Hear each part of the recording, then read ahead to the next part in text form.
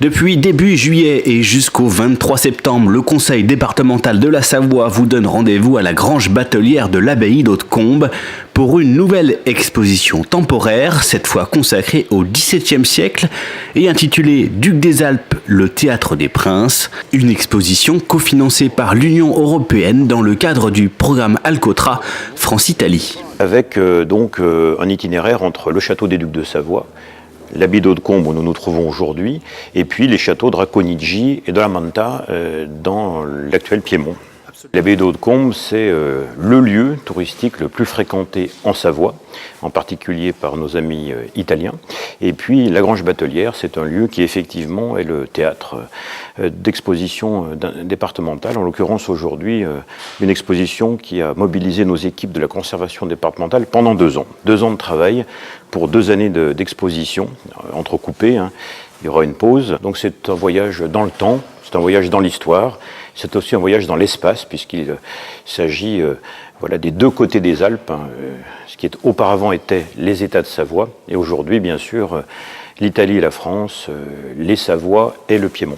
Cette exposition invite donc le grand public, jeune ou moins jeune, à parcourir au fil de décors de théâtre successifs l'apparition de la modernité dans le vaste duché de Savoie au cours du XVIIe siècle, à un moment de l'histoire où nos territoires, nos princes et nos princesses sont au centre des grands équilibres européens. Cette période, en fait, voit la Maison de Savoie et les territoires de Savoie-Piémont jouer un rôle fondamental dans tout l'équilibre diplomatique et militaire de l'Europe.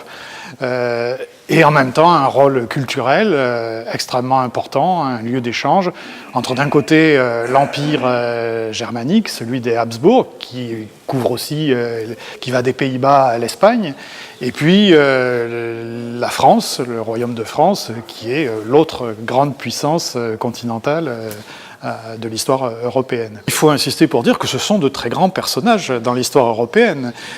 Si on prend l'exemple de Christine de France, c'est la sœur de Louis XIII, la fille de Henri IV, donc c'est quand même un personnage qui compte. Des personnages qui comptent et qui le font savoir par des costumes impressionnants, mais aussi par des fêtes et des banquets somptueux donnés dans les différentes résidences du duché. Ce sont évidemment des costumes de mise en scène.